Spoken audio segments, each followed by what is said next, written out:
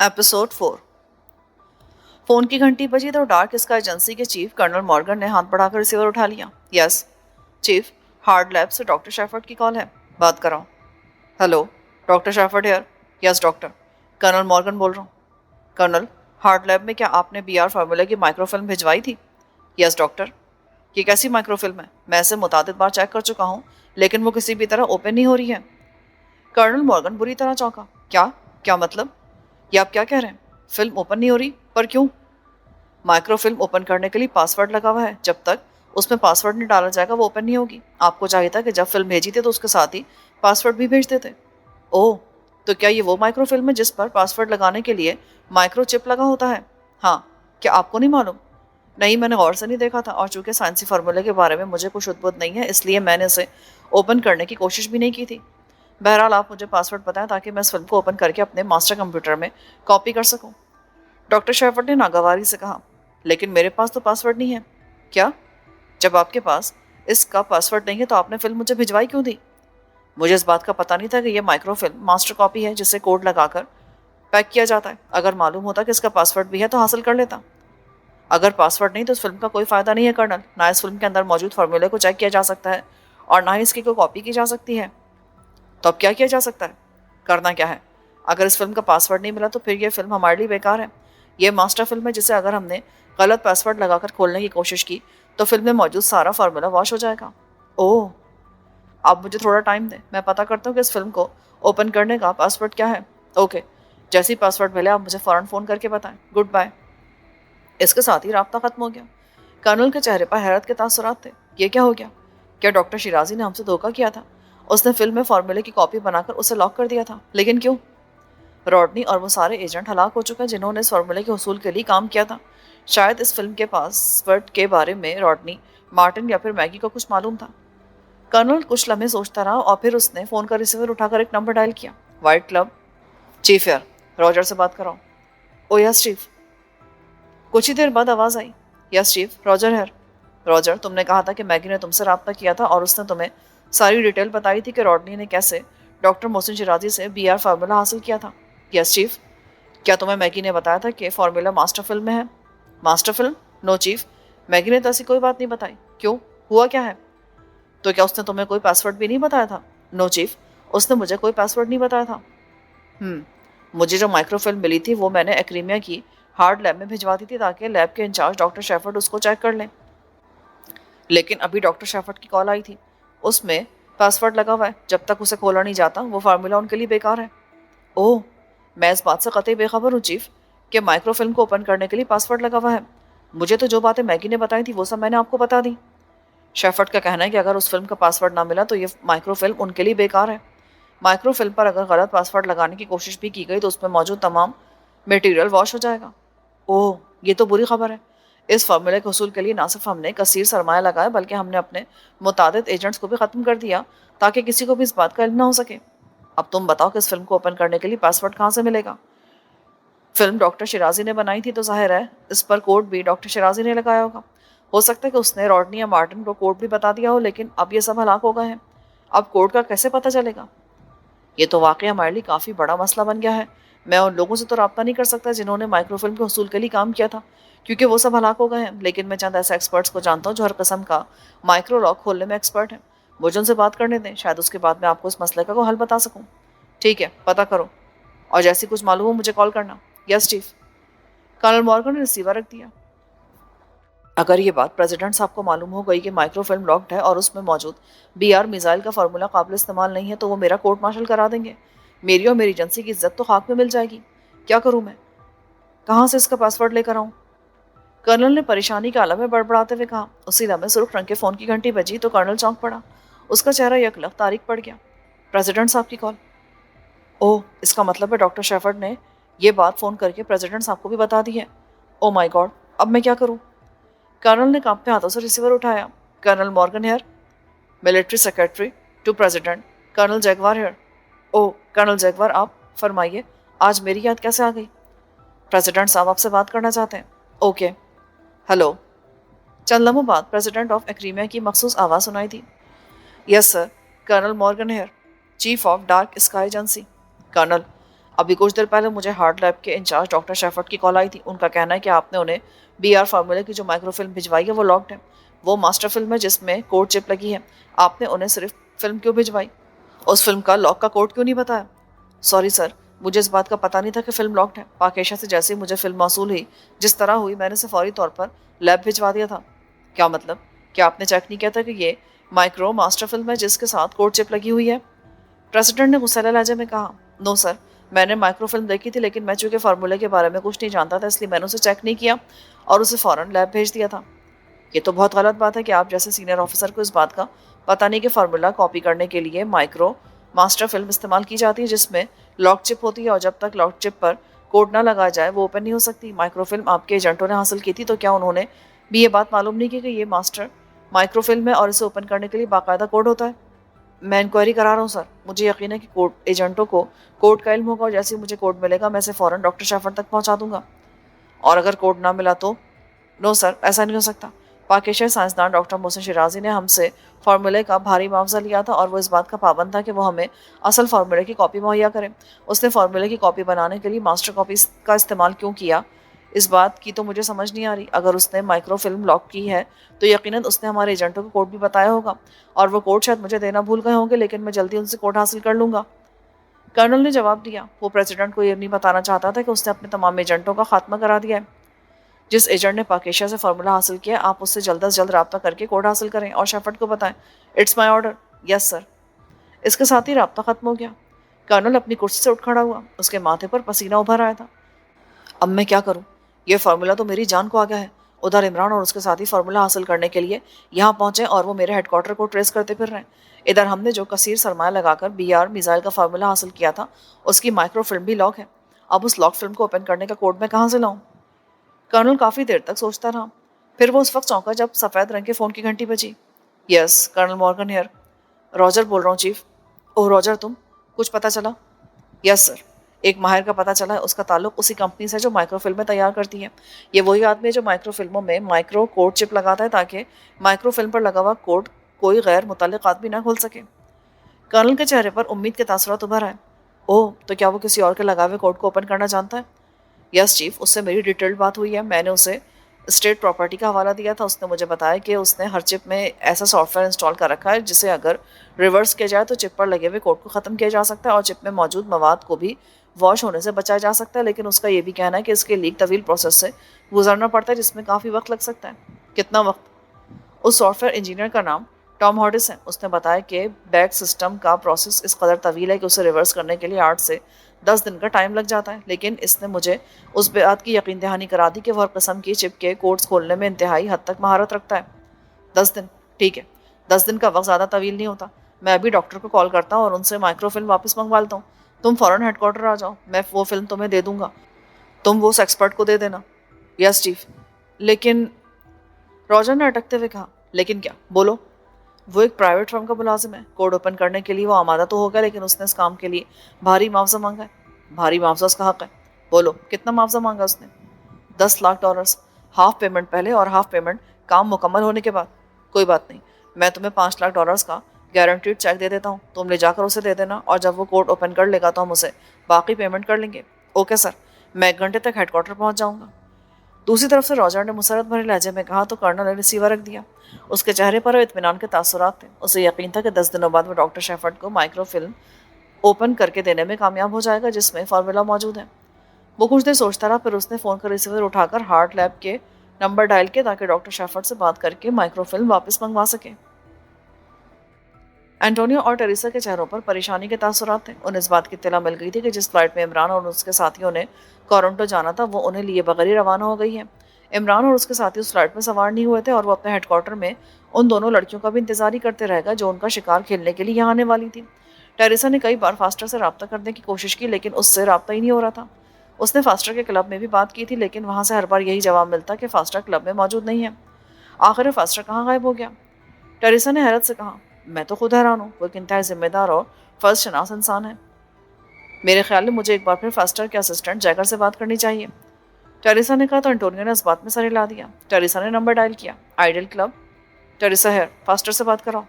Madam, باس ابھی تک office نہیں آئے، آپ جیگر سے بات کر لیں. اوکے، کراؤ بات. हेलो, जैगर है। जैगर, क्या फास्टर ने अभी तक तुमसे कोई रब्ता नहीं किया? नो मदाम, मैं भी उनके लिए परेशान हूँ, वो ज़्यादा देर क्लब से बाहर नहीं रहते। लेकिन अब ना तो वो वापस आ रहे और ना ही वो अपना सेल फोन ऑन कर रहे हैं। मैं काफ़ी देर से उन्हें कॉल करने की कोशिश कर रहा हूँ लेकिन उनका फ़ोन मुसलसल ऑफ है। क्या तुम्हें अंदाज़ा है कि वो सेल फोन ऑफ कहाँ करता है? आई मीन के किसी सीक्रेट ठिकाने के बारे में बता सकते हो? मेरे ख्याल में तो उनका कोई सीक्रेट ठिकाना नहीं है मदाम। या तो वो क्लब में होते हैं या फिर अपने घर पर। कौन कौन है उसके घर में? नाराक में उनकी जो रिहाइश गाह है वो वहाँ अकेले ही होते हैं मदाम। वो वहाँ या तो वक्त गुजारने जाते हैं या फिर अपने दोस्तों से मिलने।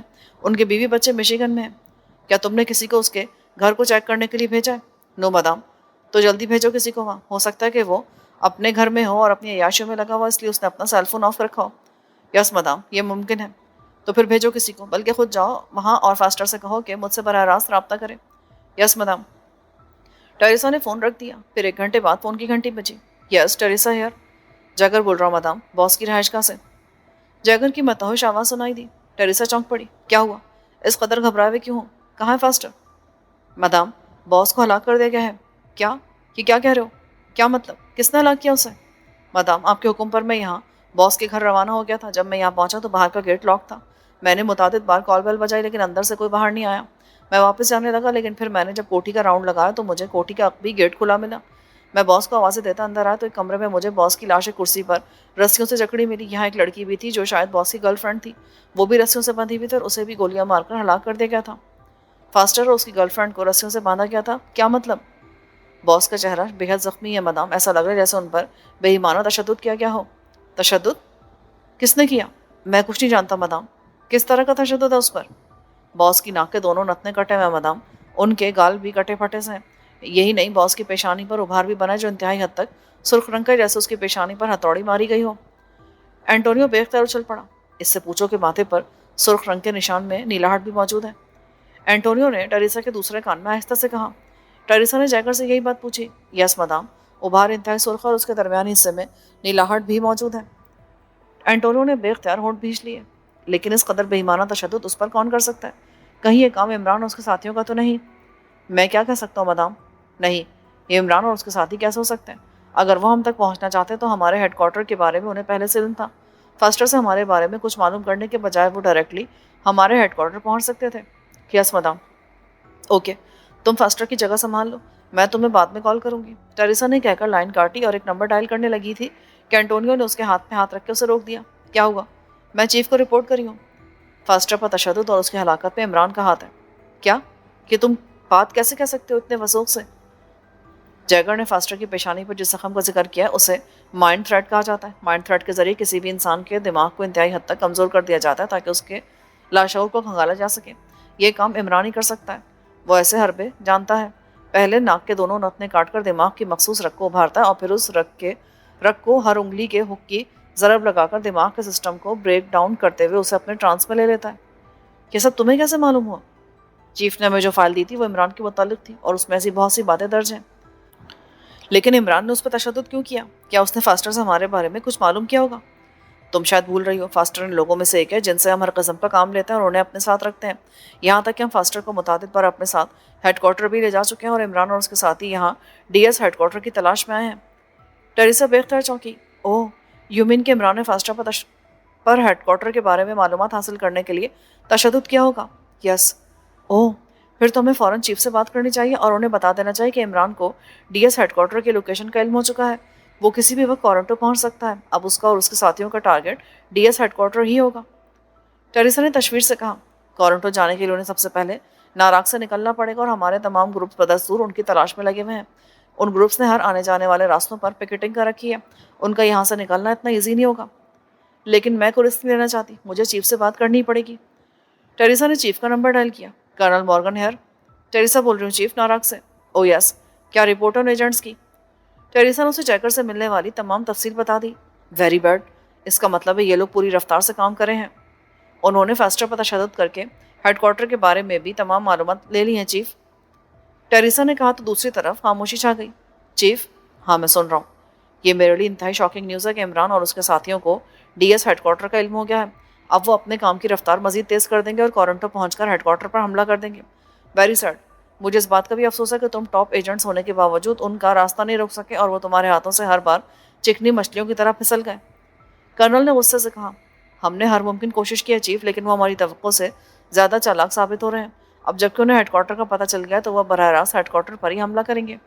ہاں، لیکن انہیں اس حملے کے لیے بہرحال اسلحہ وغیرہ کے انتظامات کورنٹو سے کرنا پڑیں گے۔ وہ ناراک سے ڈائریکٹ اسلحہ نہیں لا سکتے، اس لیے تم ہوشیار رہنا۔ اب ان کے خاتمے کی پوری ذمہ داری تم دونوں پر آن پڑی ہے۔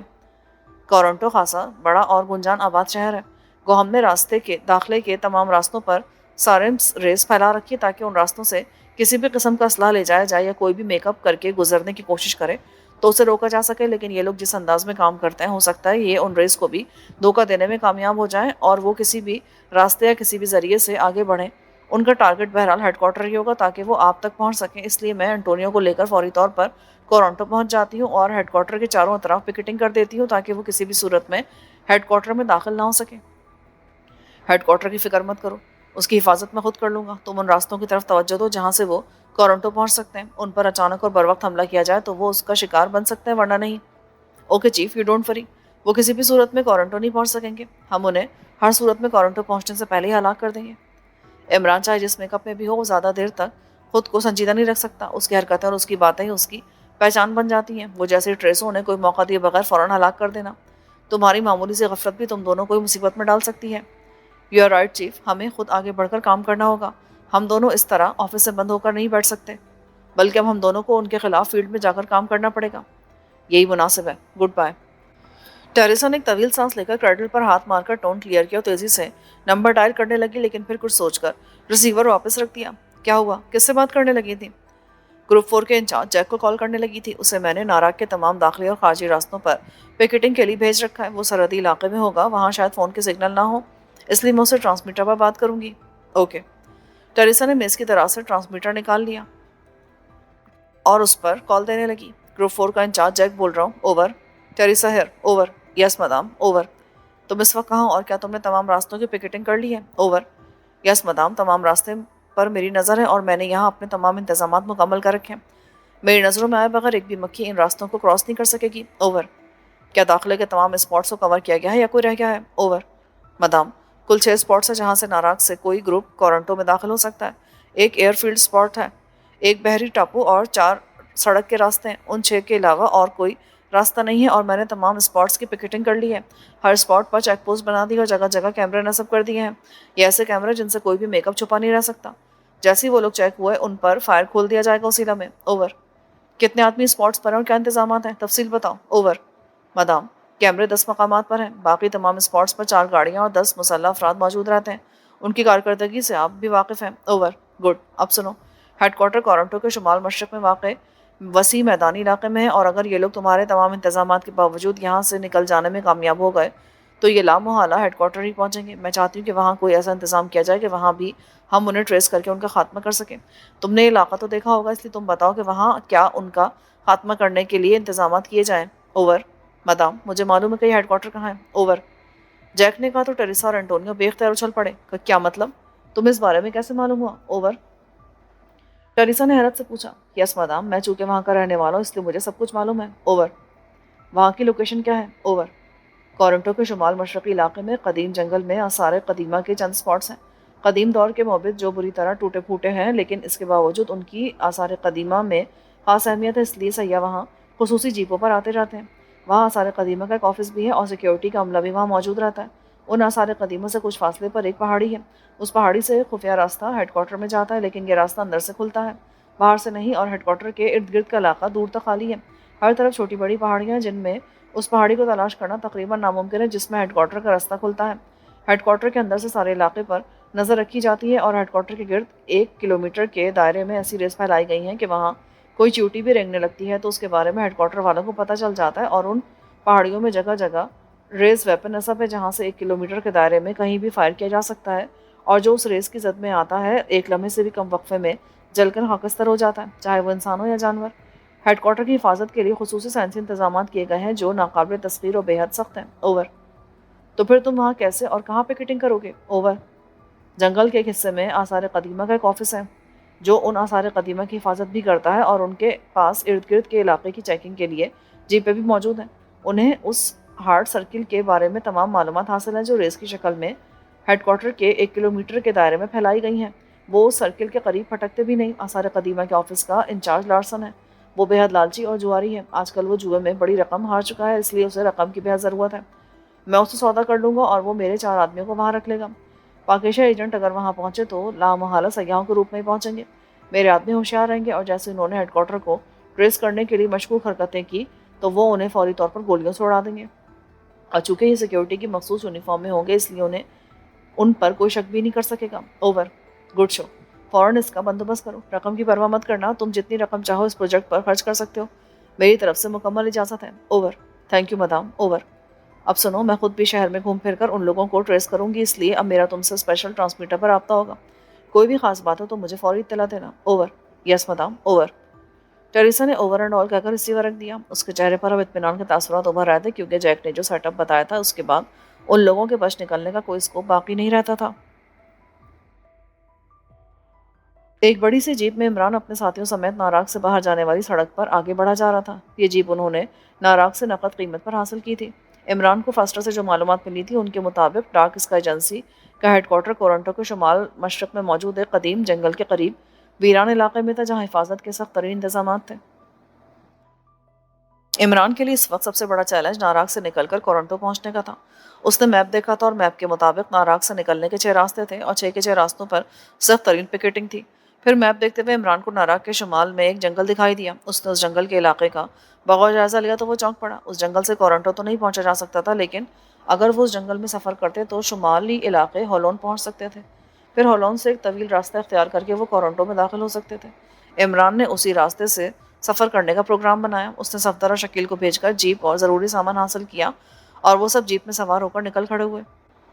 عمران چاہتا تو پکیٹنگ زدہ راستوں سے بھی آگے نکلنے کی کوشش کر سکتا تھا, لیکن چونکہ وہ ان راستوں سے مخصوص اسلحہ نہیں لے جا سکتا تھا اس لیے اسے کسی سیف راستے کی ضرورت تھی.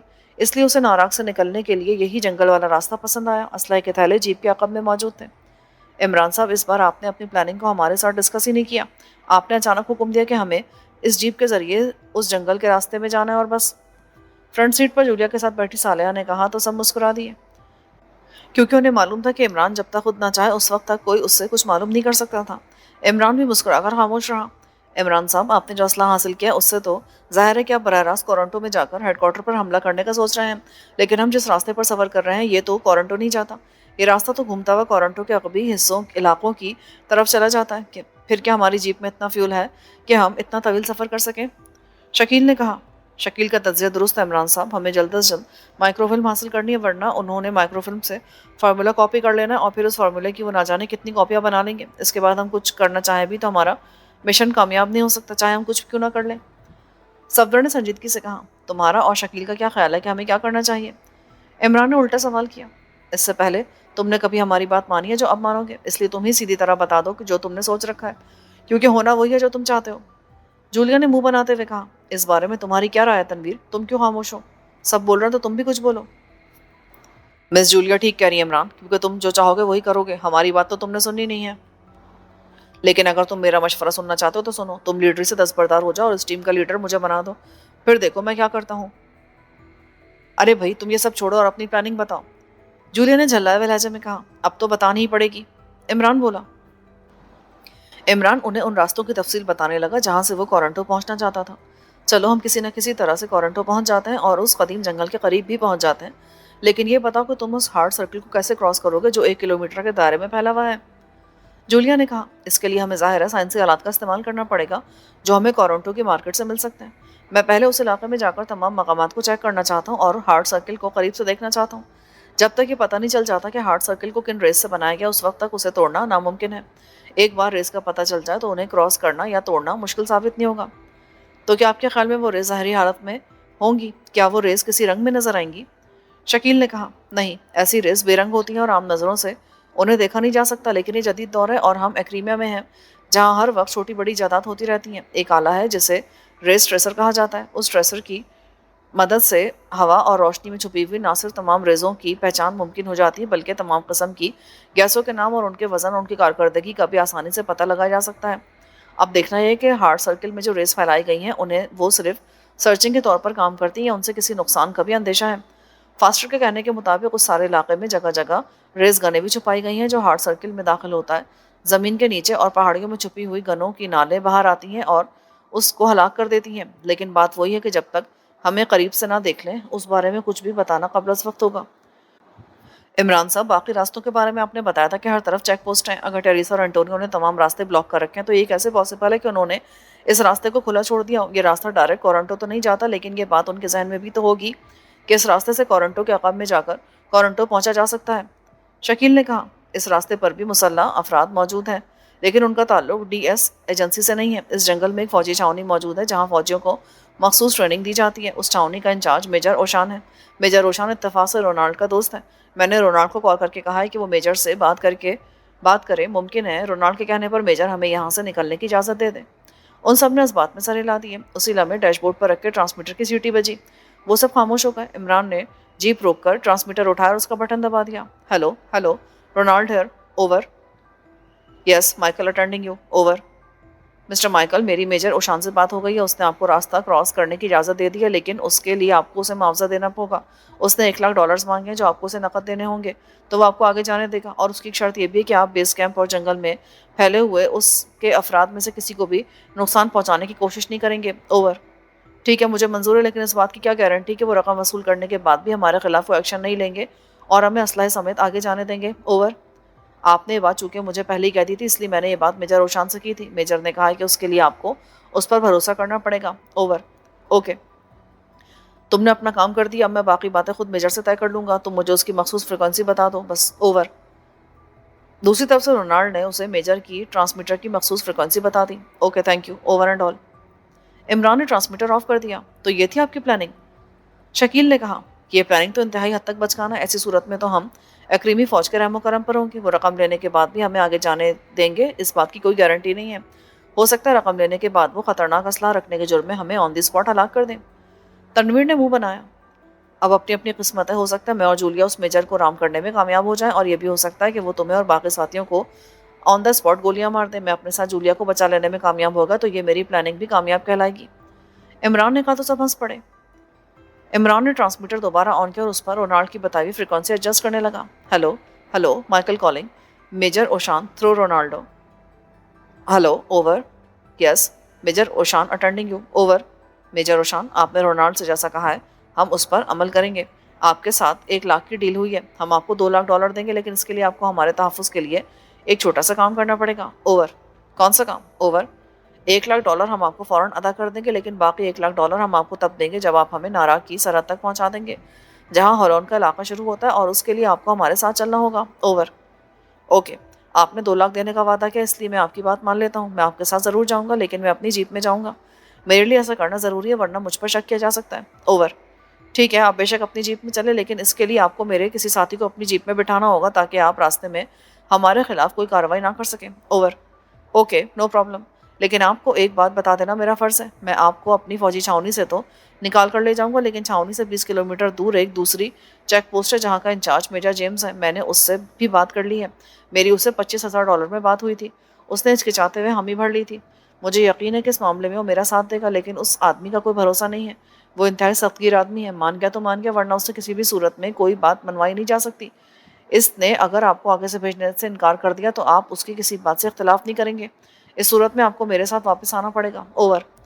رونالڈ نے بھی مجھے اس کے بارے میں بتا دیا تھا، مجھے اس پر بھی کوئی اعتراض نہیں ہے۔ اس نے اگر ہمیں آگے جانے کی اجازت نہ دی تو ہم واپس آ جائیں گے، اوور۔ ٹھیک ہے، پھر آپ جنگل کے ہولٹن کے علاقے میں پہنچ جائیں، میں آپ کو وہیں ملوں گا، اوور۔ Okay, over. یہ بھی بتا دیں کہ آپ کتنی جیپوں میں آئیں گے اور آپ کے ساتھ کتنے افراد ہوں گے، اوور۔ ہماری تعداد 6 ہے، 2 عورتیں اور 4 مرد، اور ہم ایک ہی جیپ میں آئیں گے، اوور۔ کب تک پہنچ جائیں گے آپ، اوور؟ ہم راستے میں ہیں، ہولٹن کا علاقہ یہاں سے 700 کلومیٹر دور ہے۔ ہم تیز رفتاری سے بھی سفر کریں تو 10 سے 12 گھنٹے لگ جائیں گے، اس لیے آپ کل صبح 10 بجے کا ٹائم رکھ لیں۔ ہم صبح 10 بجے تک آپ کے پاس پہنچ جائیں گے، اوور۔ ٹھیک ہے، جب آپ ہولٹن پہنچ جائیں تو مجھے اسی فریکوینسی پر کال کر لیں، میں آپ کو خود لینے آ جاؤں گا، over. Okay, over and all. تو ہمارا سفر اتنا طویل ہے، جولیا نے کہا۔ عمران مسکرا دیا۔ ہاں، ہم جس طرف جا رہے ہیں اس طرف سے کوئی راستہ ہولٹن کی طرف نہیں جاتا، اور یہ بھی بتا دوں کہ میجر اوشان اتنا احمق نہیں ہے جتنا وہ خود کو ظاہر کر رہا ہے۔ کیا مطلب؟ سب چونکے۔ میجر کا یہ خیال غلط ہے کہ وہ ہمیں یہاں سے نکال کر لے جائے گا اور میجر جیمز ہمیں آگے جانے کی اجازت دے دے گا۔ تو اس سارے کھیل کا مطلب کیا ہے؟ شکیل نے حیرت سے کہا۔ میں تمہیں ساری تفصیل بتاتا ہوں۔ اس جنگل کے راستے سے ہمارے لیے ہولون پہنچنا اتنا ہی مشکل ثابت ہو سکتا ہے جتنا یہاں سے کورنٹو۔ میں نے میجر جیمز کے بارے میں معلومات حاصل کی ہیں. اس کا بظاہر تو ڈی ایس ایجنسی سے کوئی تعلق نہیں ہے، لیکن اس کی ڈی ایس ایجنسی کے چیف کرنل مورگن سے براہ راست دوستی ہے، اور ڈی ایس ایجنسی نے ہر طرف پکیٹنگ کر رکھی ہے. اسی بات کے پیش نظر میجر روشان نے بھی ہم سے معاوضہ مانگا تھا. یہ بات میجر جیمز کے بھی علم میں ہے کہ چند پاکیزائی ایجنٹ ناراک سے نکل کر کورنٹو یا اس کے ارد گرد کے کسی علاقے میں پہنچنے کی ٹرائی کریں گے. انہیں روکنے اور ہلاک کرنے کے لیے ڈی ایس ایجنسی نے اپنی فورس پھیلا رکھی ہے، لیکن جہاں ان کی فورس نہیں ہے وہاں انہوں نے دوسری ایجنسیز اور فوجیوں کو بھی الرٹ جاری کر رکھا ہے. میجر روشان لالچی طبیعت کا آدمی، اس لیے وہ شاید دولت لے کر ہمیں آگے نکل جانے دے، لیکن ہم جیسے ہی میجر جیمز کے علاقے میں پہنچیں گے وہ یا تو ہمیں خود روکنے کی کوشش کر سکتا ہے یا پھر وہ اس بات کی اطلاع کرنل کو بھی دے سکتا ہے. ایسی صورت میں کرنل مورگن کی فورس فوری طور پر ہماری سرکوبی کے لیے پہنچ جائے گی. اوہ، تب تو ہمارا ان سے ٹکراؤ ناگزیر ہے. صفدر نے کہا. ہاں، اسی لیے میں اسلحہ ساتھ رکھنا چاہتا ہوں تاکہ اگر ہمیں تنویر ایکشن سے کام لینا پڑے تو ہم بھی فوری طور پر ایکشن میں آ جائیں. تنویر کی آنکھیں چمکنے لگی. اس سے بہتر آپشن کوئی نہیں ہے. اگر میجر جیمز اور اس کی فورس نے ہمیں روکنے کی کوشش کی یا ہمارے راستے میں ڈی ایس ایجنسی نے حائل ہونے کی کوشش کی تو ہم ان سب کو اڑا کے رکھ دیں گے. تنویر نے خوشی سے کہا.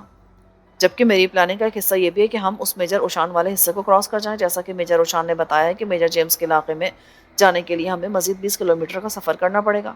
میں نے نقشے میں سارے علاقے کو بغور دیکھا ہے. ہولٹن جہاں میجر اوشان موجود ہے وہاں سے 12 کلومیٹر کے فاصلے پر ایک اور راستہ ہے جو ٹیامیر کے علاقے کی طرف جاتا ہے. اگر ہم اس طرف مڑ جائیں تو ہمیں اگرچہ طویل سفر تو کرنا پڑے گا، لیکن ہم بہرحال ناراک سے نکل جانے میں کامیاب ہو جائیں گے. تو کیا آپ کے خیال میں میجر جیمز واقعی ہمیں آگے نہیں جانے دے گا؟ صفدر نے پوچھا. نہیں، اس جیسے انسان پہ بھروسہ نہیں کیا جا سکتا. تو پھر آپ نے کیا سوچا ہے؟ صالحہ نے پوچھا. ہمارا کورنٹو پہنچنا ضروری ہے، اس کے بعد ہی آگے کوئی کارروائی کی جا سکتی ہے. عمران نے کہا. تو سب نے اس بات میں سر ہلا دیے.